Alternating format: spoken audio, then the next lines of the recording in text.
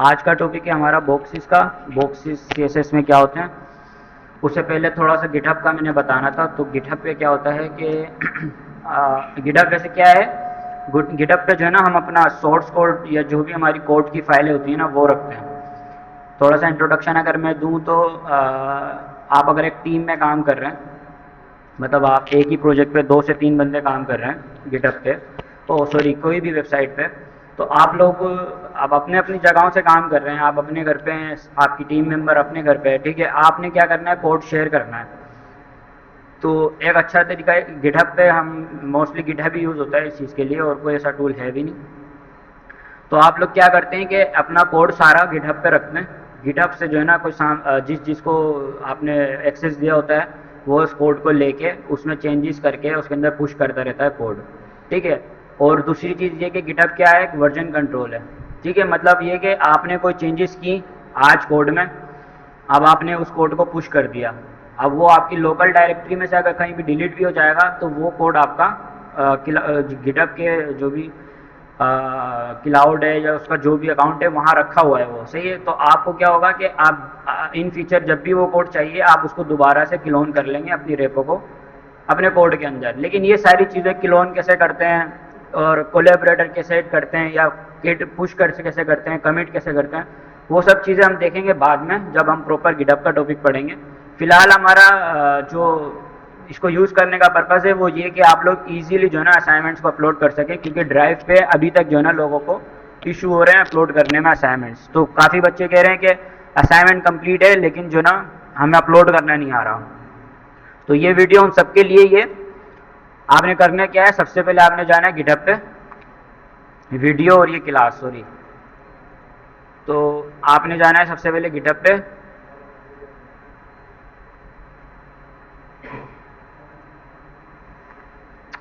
GitHub पे जाने के बाद इस तरह का आपके पास इंटरफेस आएगा। अब आपने करना क्या है, आपने साइन अप करना है। साइन अप करने के लिए आप कंटिन्यू विद गूगल भी कर सकते हैं अगर आपके पास यहाँ पे जो है ना गूगल का अकाउंट ब्राउज़र में लॉगिन है ऑलरेडी। तो वरना क्या है कि आप इस तरह से सिंपल अपना ईमेल पासवर्ड यूज़र नेम दे के अपनी कंट्री सेलेक्ट करके यहाँ से क्रिएट अकाउंट करेंगे। क्रिएट अकाउंट करने के बाद क्या होगा, आपके पास एक ईमेल आएगी, जहाँ जो भी आपने ईमेल दी है ना यहाँ से, उस ईमेल पे वेरीफाई लिंक आती है, उस लिंक पे आपने क्लिक करके अपना अकाउंट वेरीफाई कर लेना है। जब आपका अकाउंट गिटहब पे वेरीफाई हो जाएगा तो आपने क्या करना है, फिर आपने साइन इन करना है, क्योंकि पहले आपने बनाना है कि अकाउंट बनाने का सिंपल स्टेप है। आप क्या करेंगे, सिर्फ जीमेल से उसको जो है ना कनेक्ट कर लेंगे। जीमेल से कर लेना वो ज़्यादा इजी होता है। उसके लिए कि आपको पासवर्ड ईमेल वेरिफिकेशन की ज़रूरत नहीं होगी। सिंपल ये कि आप जब जीमेल से कर लेंगे तो ऑलरेडी जो है ना आपका गूगल की साइट से जो है ना खुद ही इसकी वेरिफिकेशन हो जाएगी। आपने अकाउंट क्रिएट कर लिया, क्रिएट करने के बाद जब आप दोबारा आएंगे आपने साइन इन पे क्लिक करेंगे तो इस तरह से फॉर्म आएगा। अभी आपका ईमेल पासवर्ड मांग रहा है, ठीक है। ईमेल पासवर्ड अगर आपने गूगल से किया हुआ है तो आप कंटिन्यू विद गूगल कर देंगे तो आपका साइन इन हो जाएगा। अगर आपने गूगल से नहीं किया हुआ तो आप अपना ईमेल और पासवर्ड देंगे, जो भी आपका पासवर्ड रखा हुआ है आपने।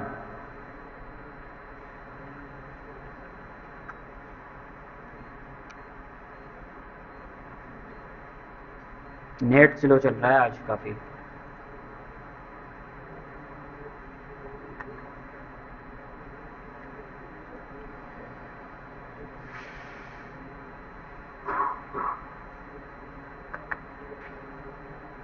ठीक है, अब ये जो है ना डिवाइस पे कोड सेंड करता है। आपकी डिवाइस पे जो है ना जब भी फर्स्ट टाइम लॉगिन करेंगे ना सिर्फ उस टाइम आता है ये, क्योंकि मैं नई डिवाइस से लॉगिन कर रहा हूँ।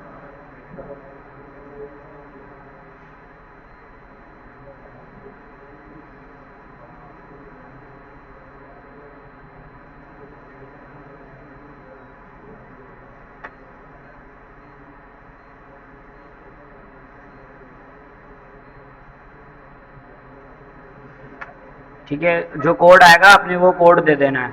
अब आपने सक्सेसफुली जो है ना अकाउंट क्रिएट कर लिया और साइन इन कर लिया। साइन इन और क्रिएट के बाद आपके पास इस तरह का इंटरफेस आएगा। ठीक है, ये गिटहब है। अब गिटहब के ऊपर आपने क्या करना है, अब यहाँ पे अपनी प्रोफाइल वगैरह आप सेट कर सकते हैं चाहें तो, लेकिन हमारा वो काम नहीं है। प्रोफाइल आप बाद में भी कर सकते हैं। यहाँ पे पूरी प्रोफाइल बनती है, आप अपने बारे में बताते हैं जो भी आपने टूल्स वगैरह यूज़ किए हैं वो सब, ठीक है। लेकिन मेन चीज़ क्या है, आपके पास ये रेपोजिटरी का ऑप्शन आता है यहाँ पे। ये रेपोजिटरी का भी ऑप्शन यहाँ से भी मिल जाएगा आपको, वरना जो है ना यहाँ से भी मिल जाएगा ये रेपोजिटरी, ठीक है, यूर रेपोजिटरी। तो आपने क्या करना है, रेपोजिटरी में जाना है। रेपोजिटरीज में जाने के बाद अब यहाँ पे सारे जो भी आपके प्रोजेक्ट्स होते हैं ना, अब जैसे जितने भी मैंने प्रोजेक्ट्स किए हुए हैं वो यहाँ पे सारे लिस्टेड हैं, ठीक है। इसी तरह से ना आप भी क्या करेंगे कि सबसे पहले आप करेंगे न्यू पे क्लिक। न्यू पे क्लिक करने के बाद अब ये रिपोजिटरी का नाम पूछता है। अब नाम आप क्या देंगे, जो भी आपको असाइनमेंट दिया गया है, ठीक है। असाइनमेंट 3 का जैसे मैंने नाम रखा था क्या, हीरो सेक्शन, हमने हीरो सेक्शन डिज़ाइन करना था, तो आप उसको एक नाम दे सकते हैं असाइनमेंट 3 भी दे सकते हैं वैसे, assignment 3 hero section. Hero section आपने ये नाम दे दिया असाइनमेंट का। उसके बाद आपने क्या करा, अब यहाँ पे ऑप्शन होता है पब्लिक और प्राइवेट का। आपने प्राइवेट नहीं करना, पब्लिक रखना है। प्राइवेट का मतलब होता है कि जिसको आप एज अ कोलैबोरेटर ऐड करोगे सिर्फ वही आपकी रेपो को देख सकता है, तो मुझे तो आप ऐड करोगे नहीं फिलहाल। तो अगर आपने इसको प्राइवेट रखा तो मैं ना आपका कोड रीड कर पाऊंगा ना उसको देख सकूंगा कि उसमें आपने क्या किया है, तो आपने इसको पब्लिक रखना है। यही मिस्टेक जो है ना लोग ड्राइव पे कर रहे थे, उसको जो है ना पब्लिक नहीं बना रहे थे, प्राइवेट कर रहे थे। तो मैं जब ओपन करता हूँ मेरे पास वो एक्सेस रिक्वायर्ड का ऑप्शन आता है। तो आप लोगों ने ना अपनी रेपो को क्या रखना है, पब्लिक रखना है। पब्लिक रखने के बाद अब आपने सिंपल क्या करना है, क्रिएट रेपोजिटरी। आपने क्या करना है, क्रिएट रेपोजिटरी करना है। क्रिएट रेपोजिटरी करने के बाद अच्छा ये कुछ ऑप्शन आते हैं। अब इससे क्या है कि अभी फ़िलहाल आपको ये सारी चीज़ें पढ़ानी, बाद में हम पूरा जो डिटेल में चीज़ें सीखेंगे उसमें देखेंगे। फ़िलहाल आपने क्या करना है कि इसके अंदर जो है ना, अभी वो फाइल का ऑप्शन पहले ही आता है।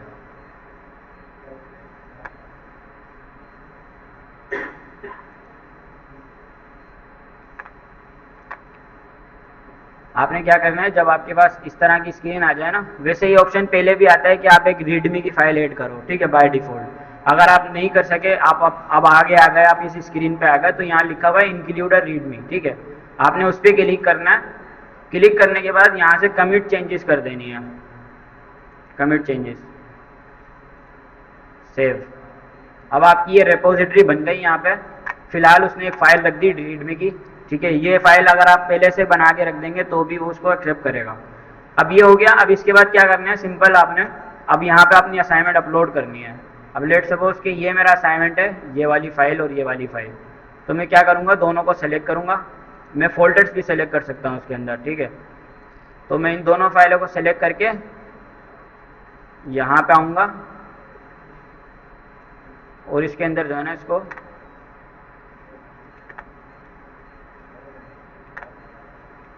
अच्छा गो टू फाइल करना पड़ेगा पहले, ऐड फाइल पे अपलोड फाइल करेंगे। अपलोड फाइल पे इस तरह से ड्रैग इन फाइल का ऑप्शन आएगा आपके पास।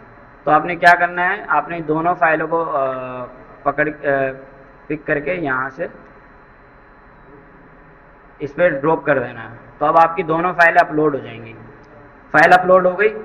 अपलोड करने के बाद क्या करना है, कमिट चेंजेस करने हैं। मैंने बताया था गिटहब पे कमिट्स करते हैं हम, तो कमिट्स कैसे करते हैं वो हम बाद में देखेंगे। फिलहाल आपने सिर्फ इतने स्टेप याद रखने हैं। इतने में कोई रॉकेट साइंस नहीं है, किसी को कुछ समझ में नहीं आया हो तो हम दोबारा रिवाइज भी कर लेंगे। ये आपकी जो है ना असाइनमेंट अपलोड हो गई, ठीक है, ये आपकी असाइनमेंट अपलोड हो गई। अब आपने क्या करना है, कोड पे क्लिक करेंगे ना तो ये आपको लिंक दी गई है यहाँ से, ये इस लिंक को कॉपी करके आपने वहाँ पे जो हमारा पोर्टल है ना SMIT वाला, जहाँ पे अभी तक आप ड्राइव की लिंक रख रहे थे, बस इस लिंक को वहाँ रख देनी है। सही है, सही समझ में आया, ये दोबारा रिवाइज करना है।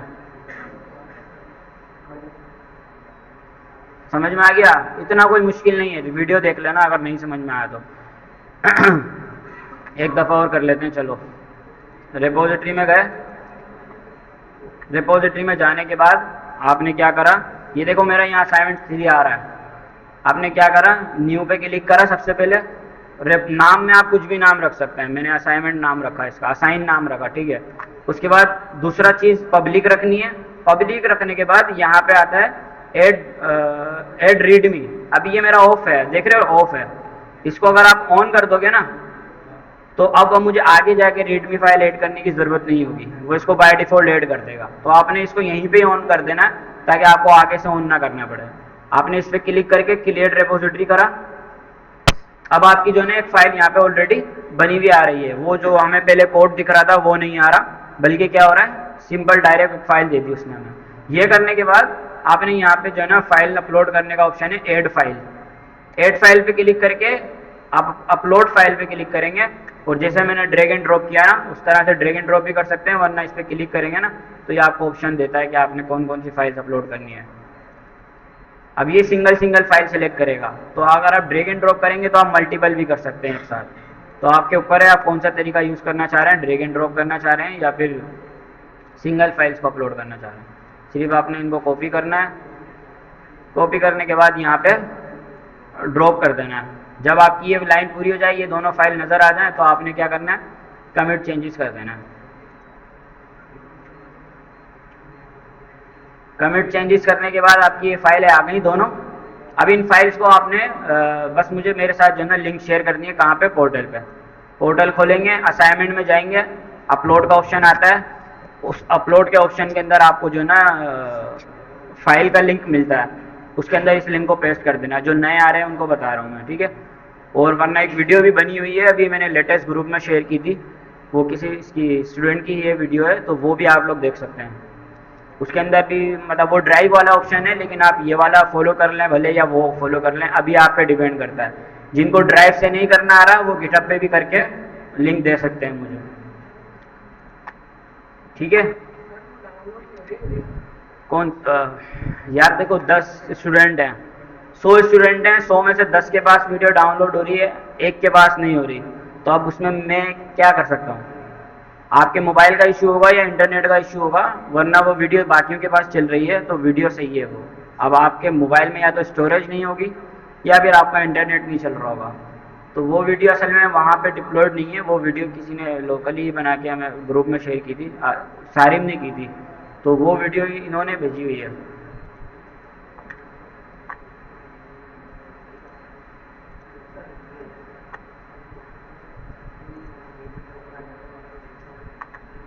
इसके अलावा ना एक चीज़ और इसमें है कि अगर आप यहाँ से, ये मैं पोर्ट पे था, ठीक है, ये मैं पोर्ट पे था।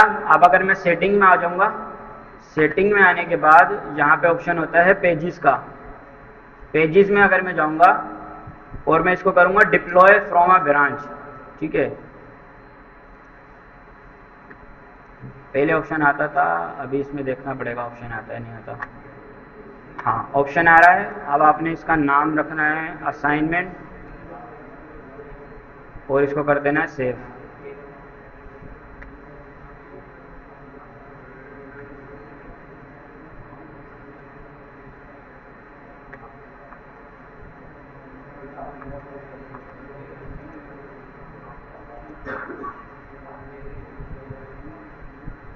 चलें इसको छोड़ दें फिलहाल, ये कि आप सिंपल करें। इससे होता क्या है, वैसे आपकी जो ना लिंक लाइव हो जाती है।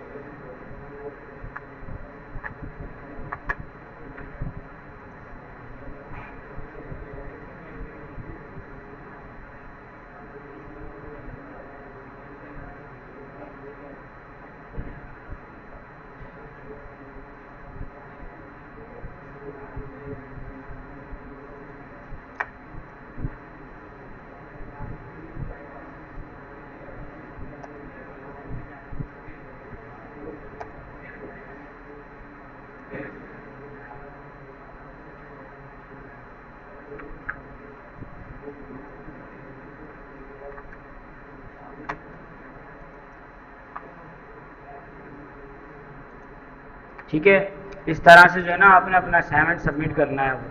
आपको ये नहीं बोले कि मुझे असाइनमेंट अपलोड करनी नहीं आ रही। तो हमारा अब टॉपिक की तरफ चलते हैं। हेलो, बातें नहीं करो, देखो मैं बार बार बोल रहा हूँ, बाहर क्लास में बातें नहीं करो। अब चैप्टर 13 है हमारा बॉक्सिस।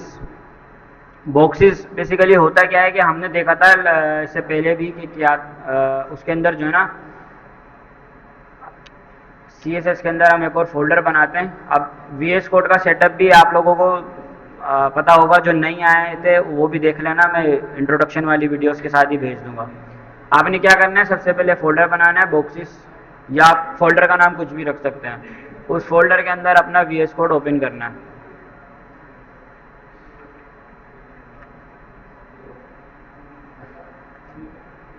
ये आपके पास VS कोड इस तरह से ओपन हो जाता है। इसको कैसे सेटअप करना है ये आपको वीडियो में दे दूंगा, जो नहीं आए थे, ठीक है, वो आपको पूरा सेटअप करने का तरीका मिल जाएगा। वरना आप यूट्यूब पे भी कर सकते हैं कि VS कोड को सेटअप कैसे करना है। आप सिंपल सर्च करेंगे, आपको कोई डिटेल में वीडियो मिल जाएगी, वो आपने अपने कंप्यूटर के अंदर, अपने लैपटॉप के अंदर उसको सेटअप कर लेना है।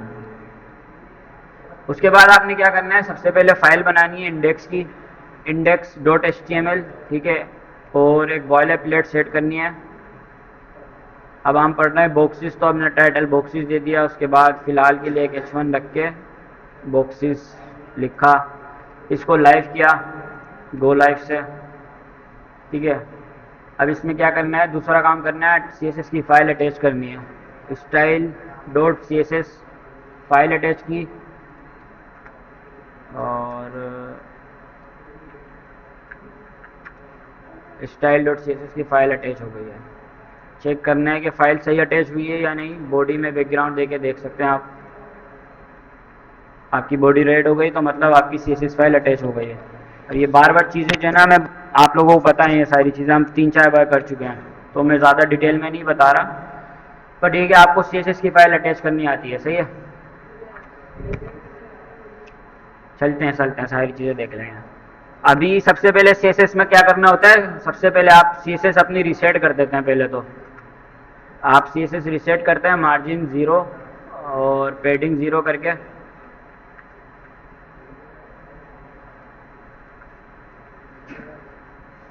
बॉक्स साइजिंग अगर लगाना चाहते हैं तो लगा सकते हैं, ठीक है। ये तीनों काम आपने कर लिए। अब उसके बाद हम चलते हैं बॉक्सिस के ऊपर। तो मैंने बताया था बॉक्सिस क्या होता है। अब अगर आप इंस्पेक्ट एलिमेंट खोलेंगे ना, इसमें से डेवलपर टूल होता है बेसिकली ये ना, इसको भी देखते हैं कि क्या होता है ये। डेवलपर टूल में हमारे पास है ना 3-4 चीज़ें होती हैं। फिलहाल के लिए एलिमेंट है, जिसके अंदर है ना हमारी पूरी वेबसाइट की डोम लोड होती है। डोम का मतलब है कि सिंपल वर्डों में ये समझ लें कि जो भी हमारा HTML की स्ट्रक्चर होता है ना, जो जो हमने टैग यूज़ किए हुए होते हैं, बॉडी, H1, पैराग्राफ, वो सब आपको यहाँ देखने के लिए मिलते हैं। अगर आप देख रहे हैं HTML है, उसके बाद मेरी हेड है, हेड के अंदर जो ना हमारे पास ये सारी चीज़ें रखी हुई हैं। ये मैंने टाइटल बॉक्स दिया था तो बॉक्स आ रहा है। उसके बाद हमारी एक बॉडी है, बॉडी के अंदर हमारे पास ये हमारे पास बॉक्सिस H1 आ रहा है। तो बेसिकली डेवलपर टूल में क्या होता है कि हमारी पूरी डोम लोड हो रही होती है, जो भी हमारी वेबसाइट है। ये जावास्क्रिप्ट पढ़ेंगे जब ज़्यादा से समझ में आएगा आपको कि डोम किस तरह से काम करती है। तो फिलहाल मैं बता रहा था कि आप इंस्पेक्ट एलिमेंट खोल के जब इसको थोड़ा सा स्क्रॉल करेंगे ना, तो यहाँ पे ये बॉक्स बना हुआ आता है। ये हमने पहले भी देखा था, इससे CSS की फर्स्ट क्लास में देखा था कि ये बॉक्स क्या होता है। तो अगर मैं इस एलिमेंट पे क्लिक कर रहा हूँ, ठीक है, तो ये मुझे इस एलिमेंट की जो भी चीज़ें हैं वो दिखा रहा है इधर। अब बॉक्स में होता क्या है कि सबसे पहले हमारा एलिमेंट होता है। अगर आप देखें ऊपर बॉक्स को, उसको ब्लू बैकग्राउंड मिल रहा है। बेसिकली वो बैकग्राउंड नहीं है, वो उसको हाईलाइट कर रहा है। तो जो हमारा सबसे नीचे, जो सबसे अंदर वाली लेयर होती है, वो कहलाता है एलिमेंट। ये हमारा ये एलिमेंट है। इस एलिमेंट के बाहर क्या आती है, पेडिंग आती है। पेडिंग के बाहर क्या आता है, बॉर्डर आता है, और बॉर्डर के बाहर मार्जिन आती है। इस तरह से हमारा पूरा एक लेआउट होता है। अब इसको मज़ीद समझने के लिए हम क्या करेंगे, सबसे पहले हम बनाएंगे एक डिव, और डिव के अंदर हम इस H1 को रख देंगे। अब मैं इस डिव को यहाँ पे कॉल करूँगा डिव, और इसको मैं कुछ पेडिंग दे देता हूँ 10 पिक्सल की, और बैकग्राउंड दे देता हूँ ये वाला, ठीक है। अब अगर आप देखो ना तो ये एलिमेंट है, एलिमेंट के अंदर ये इसकी पैडिंग है, मतलब पैडिंग जो होती है ना एलिमेंट के बाहर डिफ के अंदर पैडिंग है, और मार्जिन जो होती है वो डिफ के बाहर होती है। बॉक्स के अंदर पैडिंग आती है, जो हमने टेबल्स बनाए थे, हमने टेबल्स में भी ये चीज़ देखी थी कि टेबल्स के जो सेल्स होते हैं, सेल्स के अंदर जो होती है उसको सेल पैडिंग कहते हैं, और जो बाहर होती है सेल स्पेसिंग होती है। तो मार्जिन जो है ना बॉक्स के बाहर होती है। अगर मैं दोनों साइड पे एक और डिफ बनाऊं, पहले तो इसको जो है ना विड्थ दे देते हैं हम, विड्थ हम इसकी रखते हैं 200 पिक्सल, और हाइट भी हम इसकी रखते हैं 200 पिक्सल, ताकि एक स्क्वायर बॉक्स मिले हमें। और उसके बाद क्या करते हैं, मार्जिन टॉप और बॉटम से हम इसको दे देते हैं 50 पिक्सल, और लेफ्ट और राइट से इसको दे देते हैं ऑटो। उससे क्या होता है, ऑटो करने से सेंटर हो जाती है वो। अब ये बॉक्स सेंटर में आ गया। अगर मैं इस ऑटो को हटा दूंगा तो सिर्फ इसको 50 की पैडिंग मिलेगी चारों तरफ से। ये चीज़ हमने पहले देखी थी जब हम मार्जिन पैडिंग पढ़ रहे थे।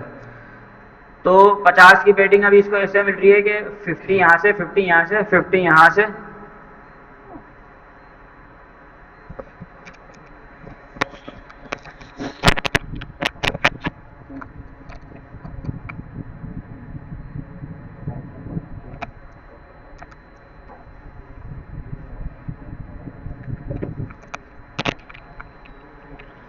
अभी सिस्टम बंद होगा तो थोड़ी देर के लिए रिकॉर्डिंग रोकते हैं और क्लास को भी रोकते हैं।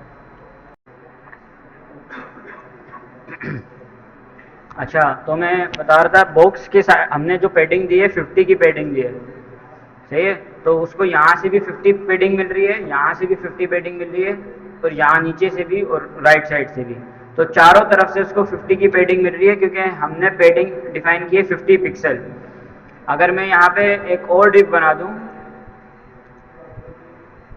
एक और डिप बना दूँ डिफ, और उसके अंदर भी मैं S1 लिख के लिख दूँ बॉक्स 2, ये हमारा बॉक्स 1 है और ये बॉक्स 2 है। तो अब ये अगर आप देखो ना, यहाँ पे भी पैडिंग मिल रही है इन दोनों के बीच में, क्योंकि 50 की पैडिंग इसको टॉप से मिल रही है और इसको बॉटम से मिल रही है, तो दोनों के बीच में गैप आ रहा है। तो अब मैं बात कर रहा था इंस्पेक्ट एलिमेंट में, अगर हम जाते हैं यहाँ पे इस बॉक्स को देखें ना, तो होता क्या है कि ये एक बॉक्स है हमारा। अब इसमें ये बॉक्स खुद एक एलिमेंट है, ठीक है। जो मैंने ब्लू बैकग्राउंड मुझे शो हो रहा है वो क्या है, खुद एक अपने आप में एक एलिमेंट है। एलिमेंट के ऊपर जो उसकी आ रही है, अब ये ग्रीन जो बैकग्राउंड आता है वो आती है पैडिंग। तो हमेशा एलिमेंट के ऊपर पैडिंग होती है, कोई ना कोई पैडिंग के ऊपर बॉर्डर आता है। अब हमने इसको बॉर्डर दिया हुआ नहीं है, अगर हम इसको बॉर्डर भी दे दें CSS में जाके, हम अपनी डिफ को बॉर्डर भी दे रहे हैं 1 पिक्सल सॉलिड रेड हमने इसको बॉर्डर दिया। तो अब अगर आप देखो ये इसका एलिमेंट है, अब देख रहे हो बॉर्डर और एलिमेंट के बीच में जो डिफरेंस दिख रहा है ना आपको, थोड़ी सी स्पेस दिख रही है। ये ब्लू बैकग्राउंड क्या है, बेसिकली एलिमेंट है, सही है। एलिमेंट और रेड वाला हमारा बॉर्डर है। तो एलिमेंट और बॉर्डर के बीच में जो स्पेस है वो क्या कहलाती है, पैडिंग कहलाती है। तो पैडिंग जो होती है हमेशा एलिमेंट के अंदर होती है, क्योंकि एलिमेंट बॉर्डर तक एलिमेंट है।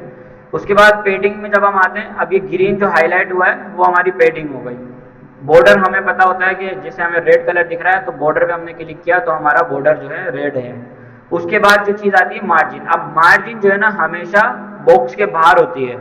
अगर आप देखो दोनों बॉक्सेस के बीच में स्पेस है, ऑरेंज कलर का बैकग्राउंड आ रहा है और गैप आ रहा है, वो मार्जिन होती है, बॉक्स के बाहर मार्जिन होती है। तो इसी तरह से जो है ना पूरा हमारा बॉक्स मॉड्यूल CSS का काम करता है। अब इसके अंदर थोड़ा सा बुक में देखते हैं क्या है। इसी में ये बात बताई गई है कि HTML के एलिमेंट्स को किस तरह से ना ट्रीट करता है, मतलब CSS में किस तरह से ट्रीट किया जाता है। You can set several properties that affect the appearance of these boxes in chapter you will see how control the dimension of your box। ठीक है, बॉक्स की डायमेंशन हम देखते हैं कैसे होती है। क्रिएट बॉर्डर्स अराउंड बॉक्सेस, हमें पता है ऑलरेडी कि बॉर्डर के अराउंड, बॉक्स के अराउंड में बॉर्डर्स हमें देना है तो हम कैसे देते हैं, वो हम दे चुके हैं अभी रेड कलर का बॉर्डर प्रॉपर्टी को यूज करके। उसके बाद सेट मार्जिन एंड पैडिंग, हमें पता है कैसे होती है। लास्ट में क्या है, हाइड भी कर सकते हैं हम बॉक्स को, तो वो कैसे करना है सारी चीजें देखते हैं। सबसे पहले हमारे पास आती है बॉक्स की डायमेंशन। डायमेंशन का मतलब है कि विड्थ और हाइट।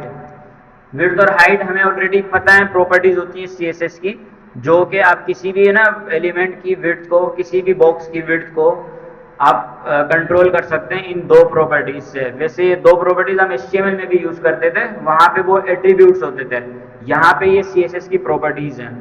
इसके अंदर आप पिक्सेल्स में भी वैल्यूज दे सकते हैं, ईएम आर ई एम में भी वैल्यूज दे सकते हैं, और परसेंटेज में भी वैल्यू दे सकते हैं। जैसे मैंने अभी यहाँ पे एक प्रॉपर्टी यूज की विड्थ और हाइट की, तो मैंने उन दोनों को 200 पिक्सल दिया, तो उसने मेरा बॉक्स जो है ना 200 पिक्सल का बना दिया।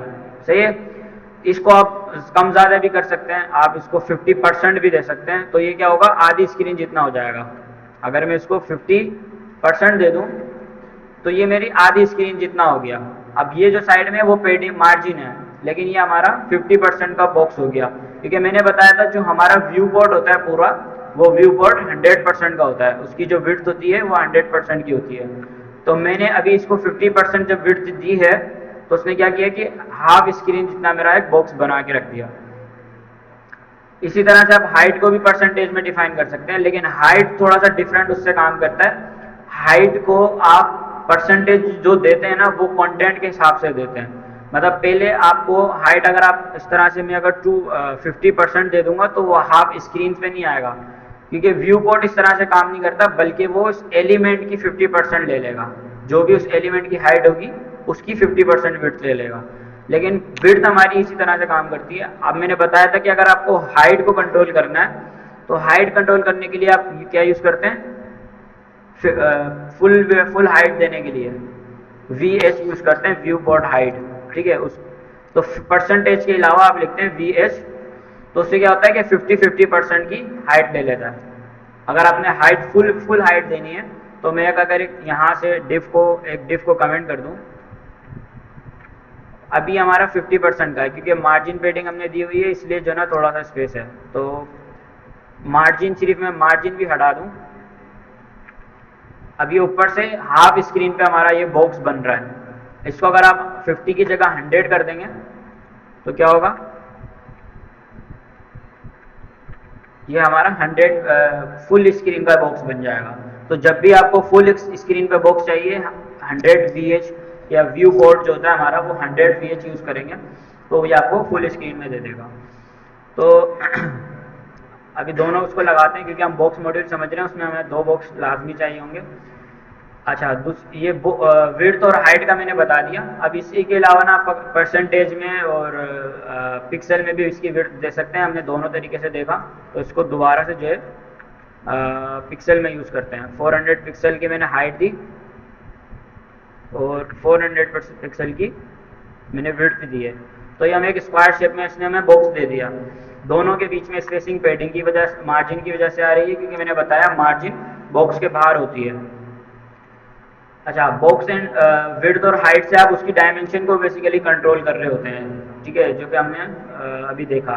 उसके बाद क्या होता है, मिन विड्थ और मिन हाइट होता है, ओ सॉरी मैक्स हाइट होता है। मिन विड्थ और मैक्स हाइट क्या चीज़ होती है, मतलब अब आपको मैंने बताया कि हाइट के लिए आप परसेंटेज यूज़ नहीं कर सकते डायरेक्टली परसेंटेज यूज़ करेंगे हाइट के लिए, तो उसके लिए पहले आपको उसकी मैक्स हाइट बतानी होती है। मैक्स हाइट का मतलब होता है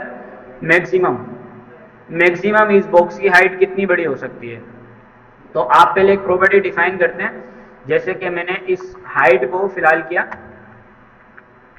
मैंने इसको किया मैक्सिमम हाइट, मैंने मैक्सिमम हाइट इसको दी 400 पिक्सल की।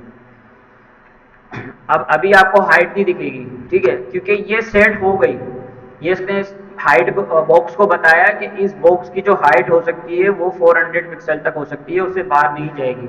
अब उसको आप परसेंटेज से कवर कर सकते हैं। जब आप परसेंटेज 100% देंगे हाइट के लिए, तो क्या होगा, 400 पिक्सल की हाइट आ जाएगी। समझ रहे हैं, मतलब मैंने उसको बोला कि ये मैक्सिमम 400 तक जा सकता है।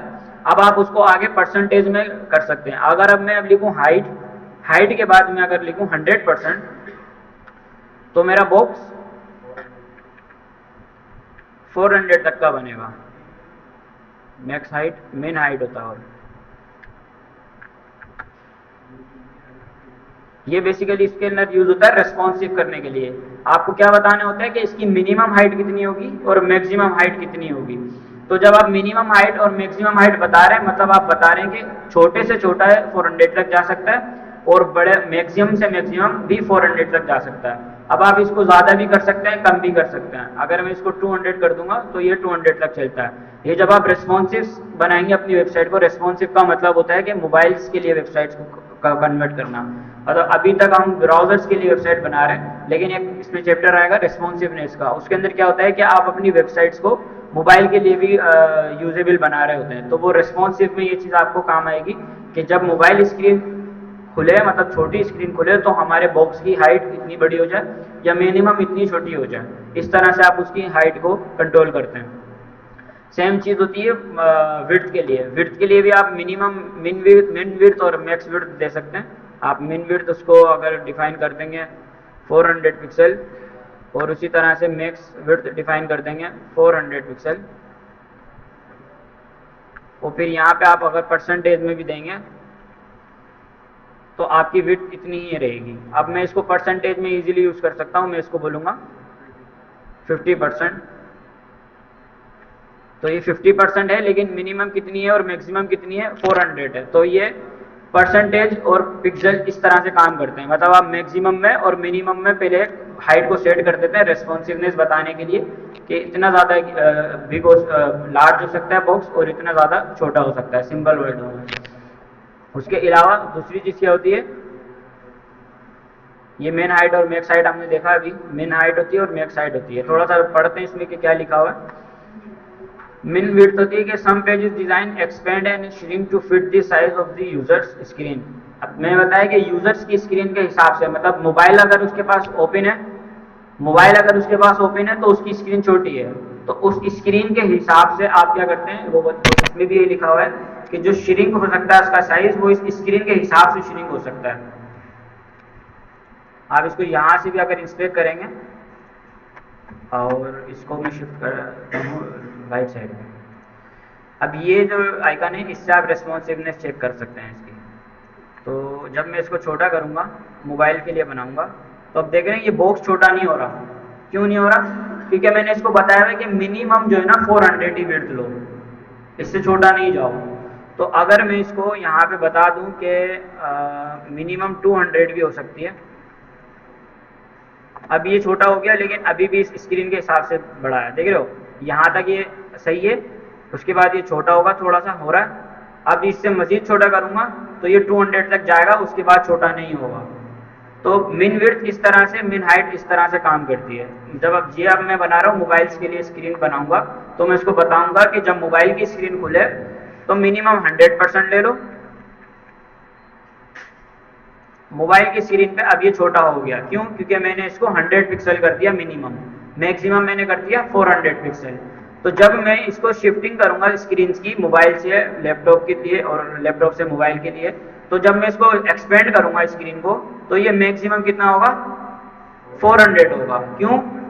मैंने मैक्सिमम विड्थ कितनी डिफाइन की है, 400 पिक्सल की है। तो मैं कितनी भी बड़ी स्क्रीन कर लूँ, ये हमेशा 400 ही रहेगा, क्योंकि मैंने इसको बोल दिया कि आपकी जो मैक्सिमम विड्थ हो सकती है वो 400 ही हो सकती है। और मैं कितनी भी छोटी स्क्रीन कर लूँ, ये हमेशा कितना तक जाएगा, 100 तक ही जाएगा, क्योंकि मैंने इसको मिनिमम मिन विड्थ बोली 100 पिक्सल की।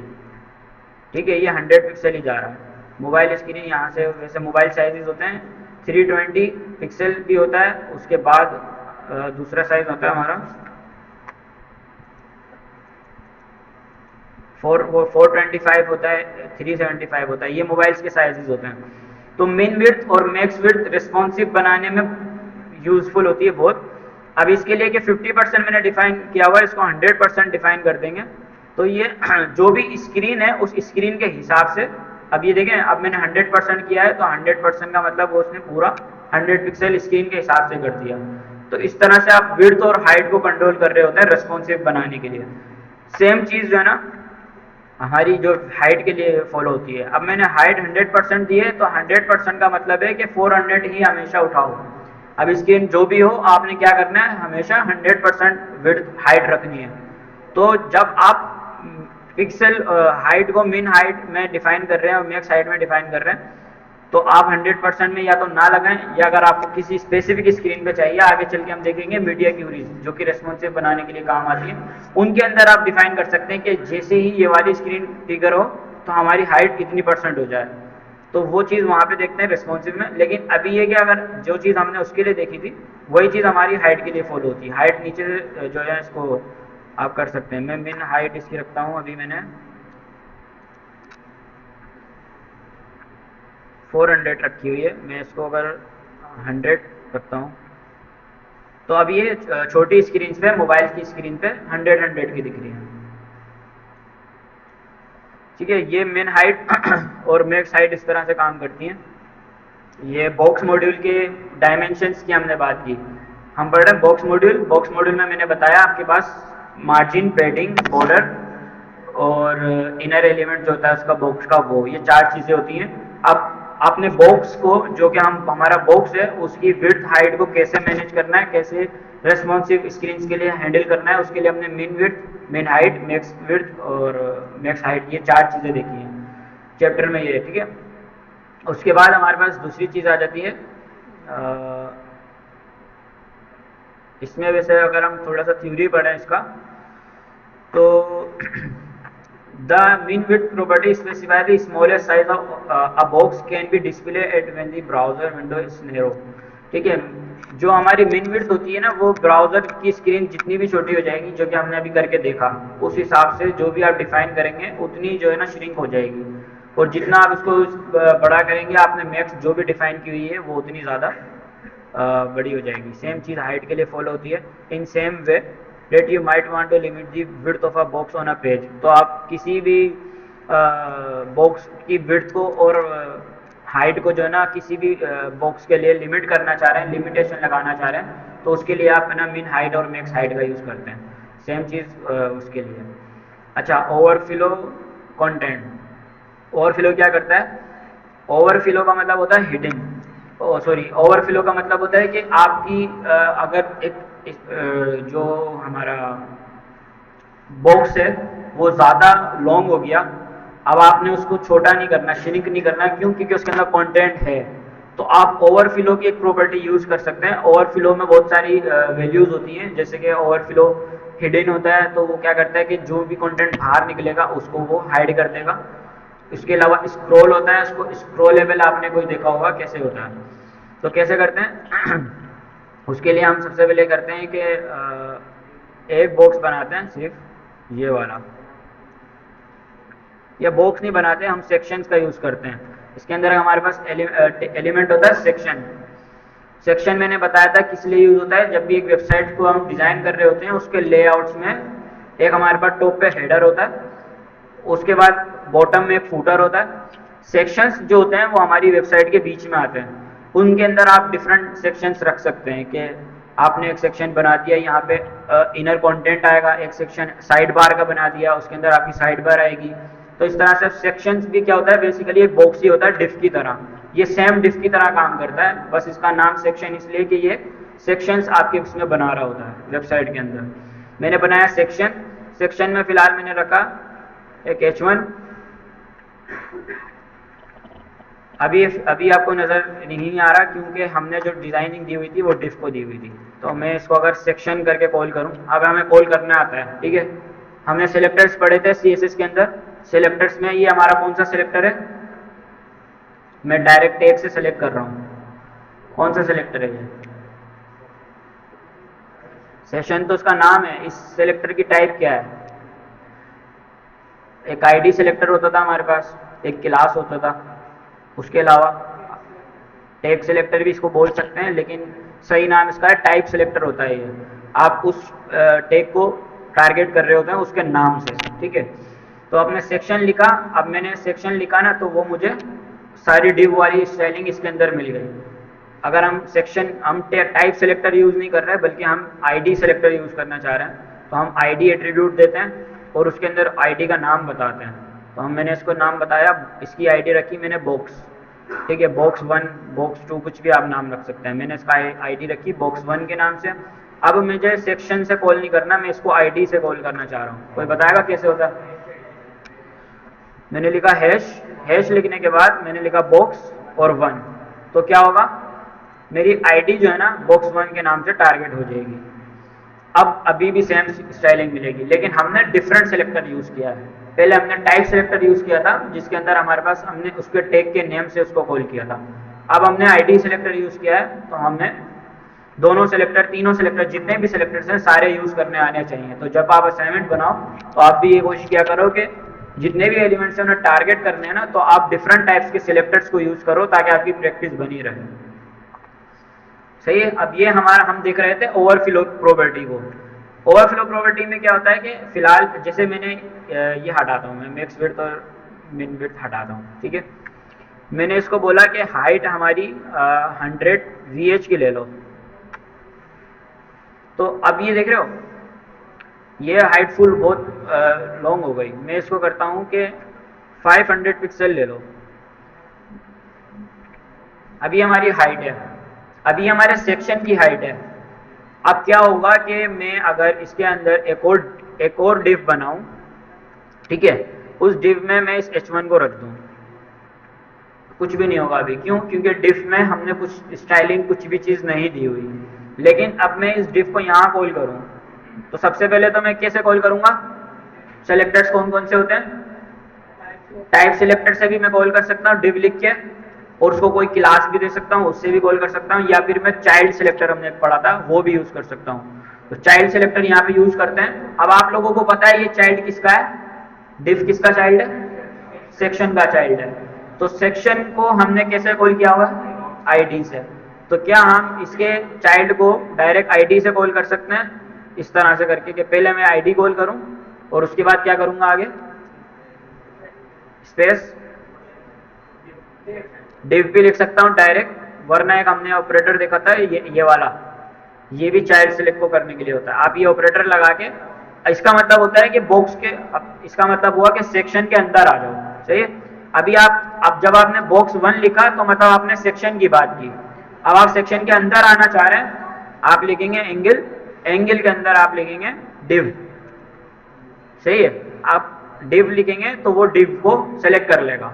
इसके अलावा क्या कर सकते हैं, इसके अलावा दूसरा ऑपरेटर भी यूज कर सकते हैं। मैं डिव को भी क्लास देना चाह रहा हूं, तो मैं इसको बोलूंगा बॉक्स 1 का चाइल्ड है ये, ठीक है। मैंने इसको बोला बॉक्स 1 का चाइल्ड। तो अब मैं इसको बाय क्लास भी टारगेट कर सकता हूं, या तो मैं इसको सेपरेट इस तरह से करूं, डॉट बॉक्स 1 चाइल्ड, ये भी कर सकता हूं, या फिर मैं इस चीज को यहाँ पे भी रख सकता हूँ। तो ये आप पे डिपेंड करता है कि आप किस तरह से यूज कर रहे हैं। डायरेक्ट भी यूज कर सकते हैं और क्लासेस के थ्रू भी यूज कर सकते हैं, या फिर उसको जो है ना सिंपल तरीके से भी यूज कर सकते हैं जो हमने पहले किया। तो फिलहाल इसको सिंपल रखते हैं, हमें पता है क्लासेस कैसे यूज होती हैं। तो हम इसको बॉक्स के अंदर के जो डिव है उसको सेलेक्ट करते हैं। अब इसको पहले मैं देता हूँ बैकग्राउंड ब्लू देता हूँ, तो उससे हमें बैकग्राउंड इसका नजर आ रहा है। अब मैं बात कर रहा था कि ये इस सेक्शन की हाइट हमने रखी है 500 पिक्सल, 500 पिक्सल है। अब क्या होगा कि अगर मैं इसकी हाइट को, जो कि उसका चाइल्ड है, उसकी चाइल्ड की हाइट को मैं कर दूं 800 पिक्सल, क्या हो रहा है, इसको क्या बोलते हैं, ओवरफ्लो बोलते हैं। सही है। हमारी जो प्रॉपर्टी थी वो हम देखे थे ओवरफ्लो ही। तो ओवरफ्लो बेसिकली बोलते हैं कि आपका एक कंटेंट अपने पेरेंट से बाहर आ रहा है। अब इसका रीजन क्या है, क्योंकि अंदर वाले जो एलिमेंट है उसकी हाइट हमने रखी हुई है 500 पिक्सल, हमने उसको हार्ड कोडेड हाइट दी हुई है, मतलब उसको हमने फिक्स किया हुआ है कि आप 500 से बड़े नहीं हो सकते, आप इतने ही रहोगे। दूसरी चीज, अंदर वाला जो एलिमेंट है उसकी हमने हाइट 800 पिक्सल कर दी।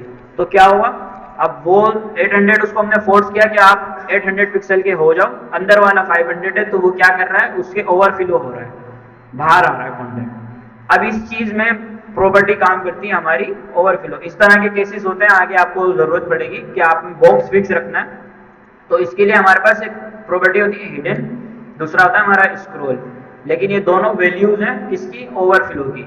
तो आप क्या करेंगे, जो अब इस बॉक्स से ओवरफ्लो हो रहा है ना, सेक्शन से ओवरफ्लो हो रहा है, जिसको हमने आईडी दी हुई है बॉक्स 1 की, तो आप क्या करेंगे, इसको एक प्रॉपर्टी देंगे ओवरफ्लो। ओवरफ्लो एक प्रॉपर्टी होती है, आप ओवरफ्लो लिखेंगे, आपको उसकी सारी जो है ना जो भी इसकी वैल्यूज हैं वो सब नजर आ जाएंगी। तो आप अगर आप हिडन कर देंगे, हिडन से क्या होगा, उसका ओवरफ्लो होना हिडन हो गया। अभी आप देख रहे हैं नीचे से वो रिमूव हो गया। अब उसने क्या करा, जितना वो जा सकता था गया, लेकिन बाहर नहीं निकलेगा। क्यों? क्योंकि हमने पेरेंट को बोल दिया कि जो भी चीज ओवरफ्लो हो उसको हिडन कर दो, जो भी चीज आपसे बाहर जाए उसको रिमूव कर दो। इस तरह से ओवरफ्लो हिडन होता है। दूसरी प्रॉपर्टी इसके अंदर, दूसरी वैल्यू कैसे काम करती है ओवरफ्लो की, एक होता है स्क्रॉल। स्क्रॉल से क्या होता है, ये आपका स्क्रॉल आ गया। अब वो हाइड नहीं करेगा बल्कि उसको स्क्रॉलेबल बना देगा। अगर आप देखो तो मैं इसको स्क्रॉल कर पा रहा हूँ, समझिए। तो इस तरह से ना आप प्रॉपर्टी को स्क्रॉल कर सकते हो।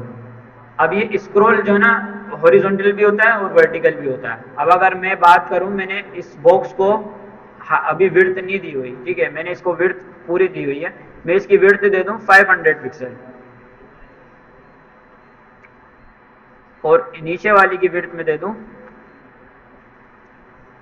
800 पिक्सल दोबारा से। तो अब देख रहे हो ये जो है ना वर्टिकली भी स्क्रॉल हो रहा है इस तरह से। अगर मैं इसके अंदर कोई बड़ा टेक्स्ट लिखूं, लोरेम 34, तो ये हमें इस तरह से स्क्रॉल होता हुआ दिखता है, सही है। तो अब अगर आप स्क्रॉल नहीं लगाएंगे तो क्या होगा, आपने स्क्रॉल नहीं लगाया तो वो साइड से भी बाहर निकलेगा और नीचे से भी, ये देख रहे हो यहाँ से भी बाहर निकल रहा है और यहाँ से भी ओवरफ्लो हो रहा है। तो दोनों साइड से ओवरफ्लो होता है। तो ओवरफ्लो स्क्रॉल कर सकते हो, ओवरफ्लो हिडन कर सकते हो, और भी इसकी बहुत सारी प्रॉपर्टीज होती हैं, ठीक है। तो आप ये इस तरह से करके किसी भी बॉक्स का ओवरफ्लो को हैंडल कर सकते हो।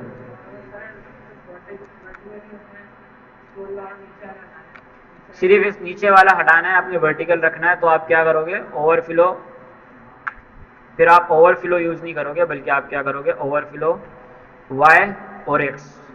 किसी को पता है वाई और एक्स कैसे काम करता है? जिस तरह से फिजिक्स केमिस्ट्री में होता है वही यहाँ पे है।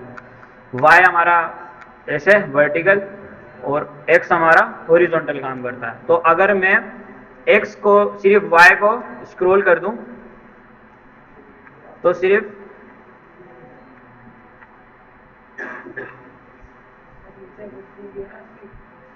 हाँ, लेकिन इसको होना नहीं चाहिए इस तरह। ओवरफ्लो एक्स हिडन कर दूं तो अब क्या होगा, नीचे से स्क्रॉल हट गया, ऊपर से स्क्रॉल, सिर्फ वाई एक्सिस का स्क्रॉल आ रहा, ठीक है। एक्स एक्सिस पे हमने उसको हिडन कर दिया।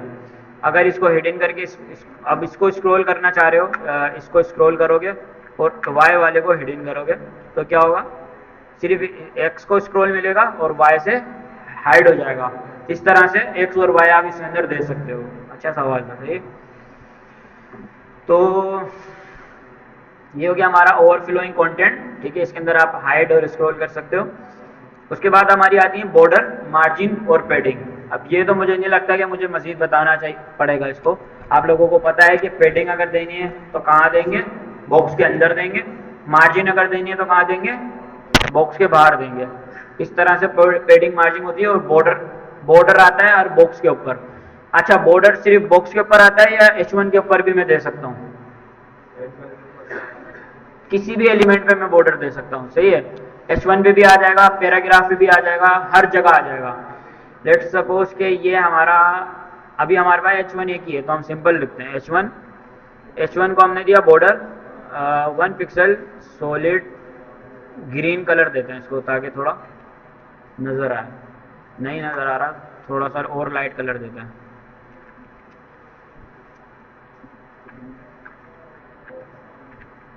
ठीक है, ये दिख रहा है आपको, ये वाला और येलो सा का गोल्ड कलर आ रहा है। ये कलर किसका है, H1 का है। H1 को बॉर्डर दिया है मैंने। बात ही नहीं करो। असाइनमेंट कर लिया आप लोगों ने? तुम्हारा नाम क्या है? हसन। तुम्हारा नाम तो नहीं देखा मैंने पोर्टल पे। असद। असद आगे क्या है, पूरा नाम क्या है? तीनों असाइनमेंट कर लिया? चेक करता हूँ आज जाके, असद कुरैशी। तो ये बॉर्डर हमने येलो वाला दे दिया। अब इस H1 के अंदर अगर आप पेडिंग दोगे ना तो वो आपको उसके अंदर नजर आएगा। कैसे? पेडिंग 10 पिक्सल मैंने लिखी। तो ये H1 के अंदर पेडिंग भी दे सकते हो आप, सही है, H1 के बॉक्स के अंदर भी पेडिंग दे सकते हो। इसको बढ़ाओगे 50 पिक्सल करोगे तो अब आपको येलो बॉर्डर के और इसके बिटवीन में ना बहुत सारा स्पेस दिख रहा है। तो बॉर्डर आप किसी को भी दे सकते हो, मार्जिन भी किसी को भी दे सकते हो, पेडिंग भी आप किसी भी एलिमेंट को दे सकते हो। ये देख रहे हो यहाँ पे भी इन्होंने यही किया हुआ है, हेलो हेलो करके, हेलो को जो है ना इन्होंने पेडिंग दी हुई है। पेडिंग से ये जो पिंक कलर आ रहा है ये पेडिंग हो गई, इसका बॉर्डर हो गया, और उसके बाहर ये उसकी मार्जिन हो गई। अब अभी हमें यहाँ क्या मार्जिन दिख रही है H1 की, दिख रही है? नहीं दिख रही ना, क्यों नहीं दिख रही? H1 को दी हुई नहीं है। अगर आप ऊपर देखो ना आपको बॉर्डर ऊपर वाला नजर नहीं आ रहा, लेकिन बॉर्डर है। अब वो नजर क्यों नहीं आ रहा? क्योंकि वो चिपका हुआ है ऊपर, उसको बॉक्स से स्पेस नहीं मिला हुआ। तो अगर आप H1 को भी मार्जिन दे दोगे इस तरह से 10 पिक्सल की मार्जिन अगर आप दे दोगे, तो अब वो थोड़ा सा ऊपर से हो रहा है, लेकिन ये कि हमें ब्लू बैकग्राउंड जो हमने इस डिव को दिया हुआ है ना, उसको भी हमें थोड़ी सी पेडिंग देनी पड़ेगी।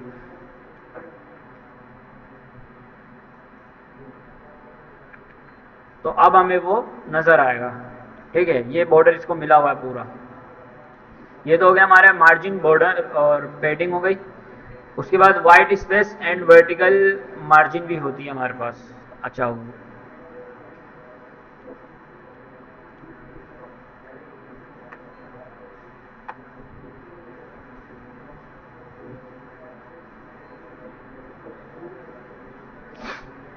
वैसे इतना वही चीज़ बता रहे हैं कि अगर आप मार्जिन देंगे तो इस तरह, अगर मार्जिन नहीं देंगे तो इस तरह से चिपके हुए आएंगे विदाउट मार्जिन एंड पेडिंग, और अगर आप पेडिंग मार्जिन देंगे तो इस तरह से जो है ना चीज़ों के बीच में स्पेस आएगा।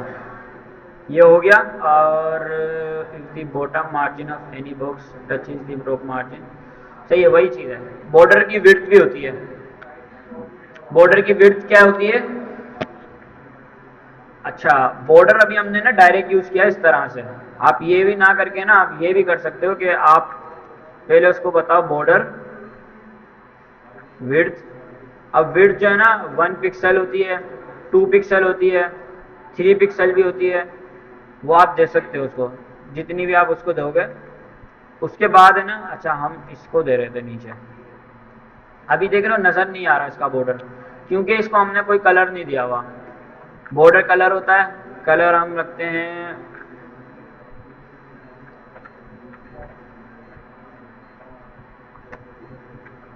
तो कौन सा बॉक्स है? बॉक्स 1 है। बॉर्डर कलर होता है, बॉर्डर कलर से कलर आता है बॉर्डर का, विड्थ से उसकी आप विड्थ को कंट्रोल करते हो और उसका स्टाइल बताते हो। बॉर्डर का स्टाइल भी होता है एक, बॉर्डर स्टाइल। बॉर्डर स्टाइल आप बताते हो क्या वो डेस्ड वाला होगा, डॉटेड होगा, ठीक है, तो आप डॉटेड भी दे सकते हो। डॉटेड देख रहे हो इस तरह से आता है डॉटेड। और सॉलिड होता है वो, क्या क्या होता है? पूरा सॉलिड होता है, जो लाइन होती है। अब इसकी विड्थ मैं यहाँ से कंट्रोल कर सकता हूँ, मैं इसको 3 पिक्सल के अलावा 5 पिक्सल जब बोलूँगा तो ये थोड़ा सा और थिन हो जाएगा। मैं अगर इसको 5 के अलावा 10 करता हूँ तो देख रहे हो ये यहाँ से बढ़ता जा रहा है, इसका बॉर्डर का साइज बढ़ता जा रहा है। तो मेनली हम 1 पिक्सल रखते हैं, उससे वो थोड़ा सा छोटा होता है और 1 पिक्सल से बॉर्डर नजर आ भी जाता है, सही है। अब ये तीनों चीजें प्रॉपर्टी आप यूज करें, ठीक है। इसमें क्या क्या होता है? बॉर्डर की विड्थ, विड्थ के अंदर आप बॉर्डर का लाइन का साइज बताते हो कि 1 पिक्सल होगी, 2 पिक्सल होगी या 3 पिक्सल होगी, जितनी भी आप उसकी साइज बता रहे हो। उसके बाद दूसरी प्रॉपर्टी आती है कलर की, कलर में आप कौन से कलर का बॉर्डर आएगा वो बताते हो। तीसरी चीज उसका स्टाइल, स्टाइल के अंदर आप सॉलिड, डॉटेड, डैश्ड ये सारी डिजाइन रख सकते हो। अब या तो तीनों चीजों को यूज करो या फिर इस शॉर्टकट को यूज कर लो। आप लिखो बॉर्डर। अब बॉर्डर जब आप लिखोगे ना तो सबसे पहले आपको बतानी पड़ेगी विड्थ। आपने बोला विड्थ 1 पिक्सल, ठीक है, या क्या हमने 1 पिक्सल यहां से उठाया, ठीक है, ये 1 पिक्सल उठा लिया। अब उसके बाद आप दोगे स्पेस, उसके बाद आप बताओगे स्टाइल, उसके बाद आप बताओगे उसका स्टाइल। स्टाइल क्या होगा? 1 पिक्सल, सॉलिड हो सकता है, डॉटेड हो सकता है, ठीक है, जो भी आप देना चाहो वो स्टाइल हो सकता है। आपने लिखा सॉलिड। सॉलिड लिखने के बाद लास्ट में क्या बताते हो? कलर बताते हो। तो ये इसका शॉर्टकट है। वो ऊपर या तो आप तीनों प्रॉपर्टीज अलग अलग यूज करो या लास्ट में आप क्या करो, सिंपल जो है ना एक ही प्रॉपर्टी को यूज करके उसके अंदर तीनों चीजें बता सकते हो। आपने बोला इसको रेड, तो अब हमारा बॉर्डर पर्पल से रेड हो गया। अच्छा, कोई बता सकता है कि रेड क्यों आ रहा है? क्योंकि हमने तो दोनों चीजें दी हुई हैं इधर।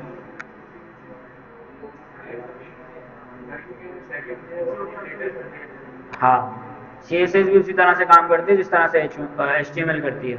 हमेशा जो सबसे आखिरी में एग्जीक्यूट होगी लाइन वही इफेक्ट होगी। ये बात मैं पहले भी बता चुका हूँ, ठीक है।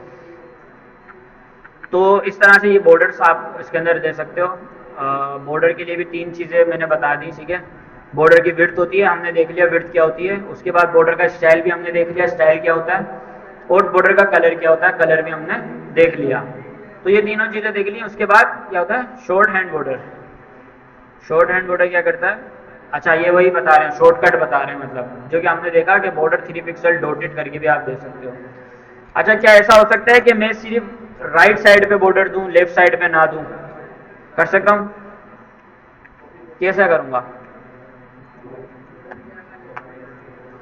हमने मार्जिन का देखा था, याद हो तो, और पेडिंग का, कि हम सिर्फ पेडिंग लेफ्ट दे रहे थे, पेडिंग राइट दे रहे थे। तो सेम चीज है ना, आप बॉर्डर के साथ भी कर सकते हो।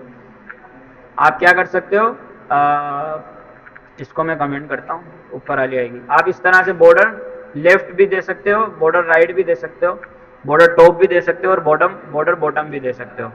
तो आप जो भी प्रॉपर्टी देना चाहो उसको इस तरह से यूज कर सकते हो।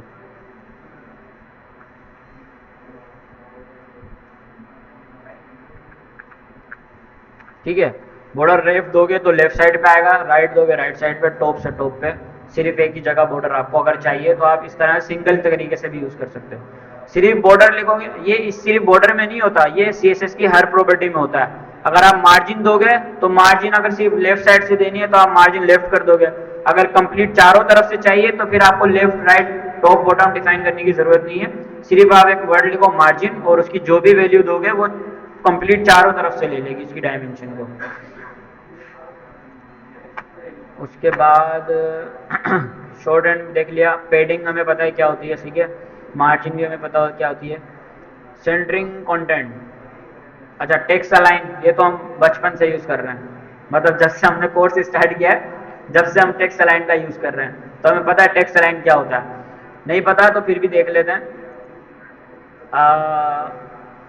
थोड़ा सा टेक्स्ट कम करते हैं पहले,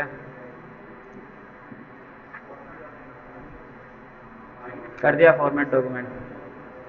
इसका शॉर्टकट होता है, वैसे क्या शॉर्टकट होता है? शॉर्टकट पता है? अल्टर जेड होता है। अल्टर जेड करेंगे तो आपका डॉक्यूमेंट फॉर्मेट कर देगा। तो आप इसको क्या करें, 3 वर्ड लिखें, ठीक है। 3 वर्ड लिखें। अब ये हमारा इसकी वजह से हो रहा है क्योंकि हमने इसका साइज बड़ा रखा हुआ है। अगर ये समझ में आ गया तो बस मैं इसको कमेंट करता हूँ। इसकी जो है ना हाइट और विड्थ को मैं कमेंट करता हूँ, लेकिन आपको ये याद होना चाहिए कि ये मैंने क्यों यूज़ किया था। ठीक है, ये आपको पता होना चाहिए कि मैंने इसकी हाइट को क्यों बढ़ाया था, ताकि मैं आपको ओवरफ्लो दिखा सकूं। अभी हमारा लोरेम इसकम यहाँ से आ रहा है, ठीक है। अब इसको क्या कर सकते हो, पेडिंग हटा दो सबसे पहले तो। पेडिंग इसकी आ रही है, ये सही है। इसका बॉर्डर हटा दो, उसके बाद ये वाली पेडिंग भी हटा दो। तो ये हमारा, अब हमें टेक्स्ट अलाइन यूज करना है। टेक्स्ट अलाइन आप बॉक्स को भी दे सकते हो या आप सिंपल एक, अच्छा टेक्स्ट अलाइन का मैंने बताया था कि टेक्स्ट अलाइन सिर्फ ब्लॉक एलिमेंट्स के साथ यूज होता है। ब्लॉक एलिमेंट कौन से होते हैं? जो कंप्लीट विड्थ लेते हैं, पूरी वेबसाइट का पेज लेते हैं। मतलब ब्लॉक एलिमेंट यहाँ से लेके यहाँ तक की विड्थ लेते हैं, वो ब्लॉक एलिमेंट कहलाते हैं। इनलाइन एलिमेंट कौन से होते हैं? जो कंटेंट की विड्थ लेते हैं। मतलब इस H1 के अंदर सिर्फ यहाँ से यहाँ तक कंटेंट लिखा हुआ है तो वो सिर्फ इतनी ही विड्थ लेगा। अभी अगर आप देखो तो ये पूरा बैकग्राउंड ले रहा है, यहाँ से लेके यहाँ तक ले रहा है। क्यों? क्योंकि ये ब्लॉक एलिमेंट है। मैं अगर इसकी विड्थ को डिस्प्ले इनलाइन कर दूं, सॉरी इसके डिस्प्ले को इनलाइन कर दूं, तो अब ये जो है ना इनलाइन हो चुका है। इसका बैकग्राउंड कलर नहीं है, वो बैकग्राउंड कलर देखो, तो ये हमारा डिस्प्ले इनलाइन हमने कर दिया। अगर मैं इसको ब्लॉक कर दूंगा तो ये पूरी विड्थ लेगा। अभी ग्रीन कलर शुरू से एंड तक आ रहा है, और अगर मैं इसको इनलाइन कर दूंगा तो ये सिर्फ कंटेंट की विड्थ लेगा। तो ये इनलाइन और ब्लॉक इस तरह से होता है। ये हम पहले पढ़ चुके हैं, तो इसको हटा देता हूँ फिलहाल, हमें इसकी ज़रूरत नहीं है। हम देख रहे थे टेक्स्ट अलाइन। तो टेक्स्ट अलाइन आप किसी भी ब्लॉक एलिमेंट को दे सकते हो। अगर मैं इसको टेक्स्ट अलाइन सेंटर कर दूँ तो हमारा टेक्स्ट जो है लोरेम स्ट्रम जो है सेंटर में आ जाएगा। अब यही टेक्स्ट अलाइन में अगर डिफ को दे दूंगा तो क्या होगा, तब भी सेंटर में आ जाएगा। लेकिन मुझे कोई फ़र्क बताए क्या फ़र्क है, पेरेंट में यूज़ करना और चाइल्ड में यूज़ करने का क्या फ़र्क है? हाँ, पेरेंट में मैं अगर यूज़ करूँगा तो उसके जितने भी चाइल्ड है ना, सबको ऑटोमेटिक टेक्स्ट अलाइन सेंटर मिल जाएगा। लेकिन अगर मैं सिर्फ एक चाइल्ड में यूज़ कर रहा हूँ तो स्पेसिफिक उस चाइल्ड को ही मिलेगा। जैसे कि अभी तो हमारे पास एक ही H1 था, अगर मैं इसके अंदर पैराग्राफ भी लिख दूँ और पैराग्राफ दिस इज पैरा, ठीक है, उसके बाद एक और पैराग्राफ लिख दूँ सेकंड पैरा, तो क्या होगा कि अभी मेरे पे तीनों सेंटर क्यों हो रहे हैं, क्योंकि मैंने डिव के अंदर दिया हुआ है और डिव इन सबका पेरेंट है। तो अगर मैं इस डिव को सिर्फ H1 को दे दूंगा तो अब अगर आप देखो तो जो हमारे पैराग्राफ है वो साइड पे है, लेकिन सिर्फ हमारा H1 ही सेंटर हुआ है। तो पेरेंट को देने से क्या होता है कि उसके जितने भी चाइल्ड हैं सबको मिल जाती है वो प्रॉपर्टी। लेकिन जो अगर आप पेरेंट को दे दोगे तो सॉरी, अगर एक स्पेसिफिक चाइल्ड को दे दोगे तो सिर्फ उसी को मिलेगा। तो आप पेरेंट को दे दो वो सबको सेंटर कर देगा। ये चीज़ सिर्फ बॉक्स के लिए काम नहीं करती बल्कि हर ब्लॉक एलिमेंट के लिए काम करती है। बॉडी को अगर आप टेक्स्ट लाइन सेंटर दे दोगे तो आपका बॉक्स जो है ना सेंटर आ जाएगा, जो कि हम यहाँ पे लिख सकते हैं कि अगर आपको इस बॉक्स को भी सेंटर करना है ना,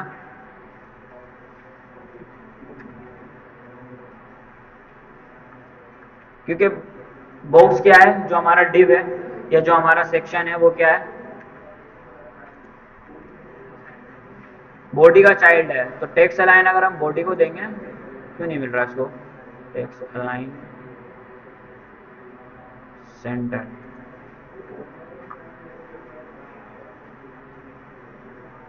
मार्जिन ऑटो देना पड़ता है। इस बॉक्स की विड्थ को मार्जिन ऑटो करना पड़ेगा आपको।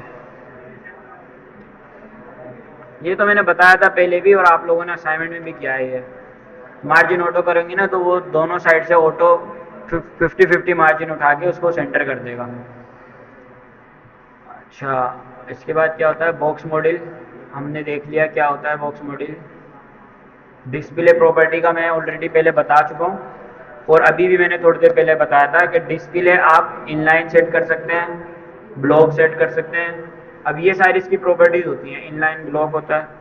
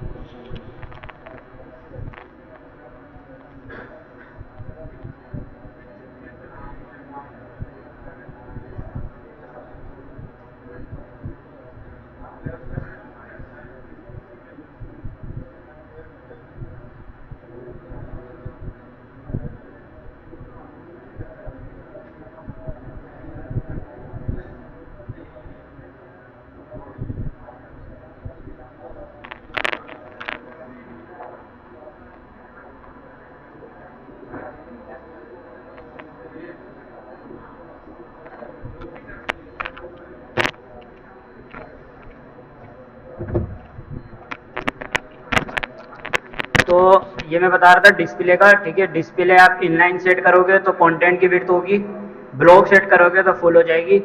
इसी तरह से इनलाइन ब्लॉक और नन भी होता है। डिस्प्ले नन करने से क्या होता है, किसी को आइडिया है?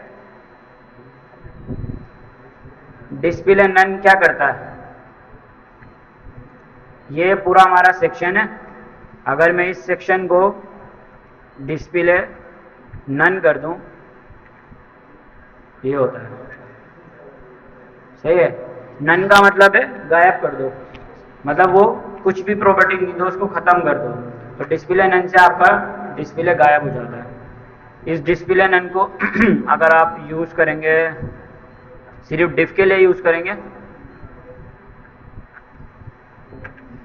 तो सिर्फ डिव आपकी नन हो जाएगी, बाकी बाहर का बॉक्स आपका आएगा। इसी तरह से अगर H1 को दे दोगे तो H1 सिर्फ चला जाएगा लेकिन पैराग्राफ आ रहे हैं। तो डिस्प्ले नन क्या करता है, आपकी जो भी जिस भी एलिमेंट को देते हो आप उसको रिमूव कर देता है। हाइडिंग बॉक्सेस विजिबिलिटी, विजिबिलिटी का मैंने थोड़ा सा पहले भी बताया था आपको कि विजिबिलिटी क्या होती है, उसको हाइड और विजिबल कर सकते हो। हिडन से हमने देखा कि डिस्प्ले इनलाइन होता है, विजिबिलिटी हिडन दोनों चीज़ें होती हैं। अब इसमें फ़र्क होता है थोड़ा सा, उसको फ़र्क को हम देखेंगे कि कंटिन्यू करेंगे कल। ये चैप्टर बड़ा है, इसमें बहुत सारी चीज़ें हैं ना। ठीक है, तो इसको जो है ना कल कंटिन्यू करेंगे यहीं से ही, डिस्प्ले और विजिबिलिटी से, ठीक है। फिलहाल यहीं पे इसको क्लोज करके ख़त्म करते हैं क्लास को। किसी का कोई सवाल है तो वो पूछ ले। बैकग्राउंड में ग्रेडियंट कलर कैसे देते हैं आप? इसको बैकग्राउंड को ग्रेडियंट कलर देना चाह रहे हैं ना। अगर आपको कोई चीज़ नहीं आया ना, जैसे मैंने असाइनमेंट में दिया था, तो आप थोड़ा सा ना जीपीटी वगैरह का यूज़ किया करें। आप चैट जीपीटी पे जाएंगे ना, ठीक है, आप उसको बोलेंगे कि मुझे क्या करना है, क्योंकि पता है क्या, सीएसएस में बहुत सारी चीज़ें हैं, सारी चीज़ें हम क्लास में कवर नहीं कर सकते, कुछ आपने खुद से भी सीखनी होती हैं। तो आप थोड़ा सा आगे भी जब जाएंगे ना, काम करेंगे, कहीं पे फंस गए, कोई एरर आ रहा है, अभी तक तो हमने एरर फेस ही नहीं किया, जावास्क्रिप्ट में जाएंगे तो हमें पता चलेगा कितने मसले होते हैं। तो आप क्या करोगे, आप अगर आपकी रिसर्च अच्छी है ना तो आप सिंपल चीज़ों को जल्दी रिजोल्व कर लोगे। आप इसको बोलोगे how to give gradient background in CSS.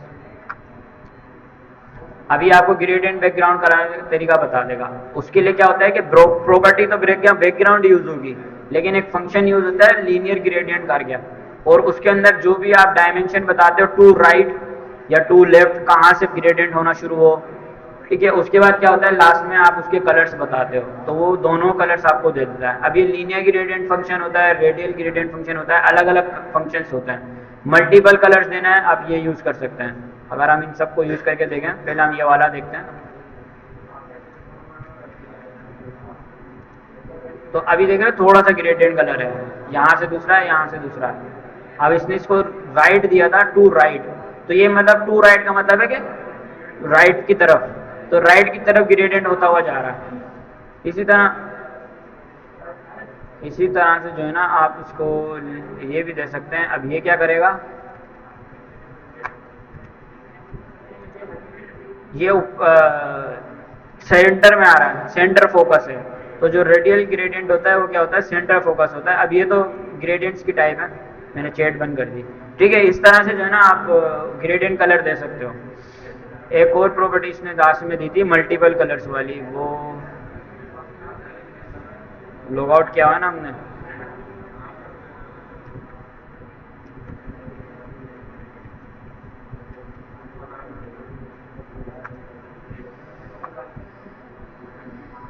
Linear gradient होता है, दूसरा हमारा ये भी लीनियर लेफ्ट टू राइट होता है, रेडियल हमने देखा सेंटर फोकस होता है। इसी के साथ मल्टीपल कलर्स भी दे सकते हो।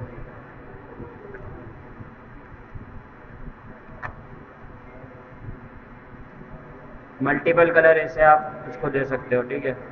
टू बॉटम तो फिर वो बॉटम की तरफ हो जाएगा, टू लेफ्ट तो वो लेफ्ट की तरफ हो जाएगा। इस तरह से आप इनको यूज कर सकते हो, देख रहे हो। अब ये मल्टीपल कलर्स इसके अंदर आ रहे हैं, तो इस तरह से आप ग्रेडियंट कलर्स बना के उसके अंदर यूज कर सकते हो। ठीक है, और कोई किसी का सवाल है?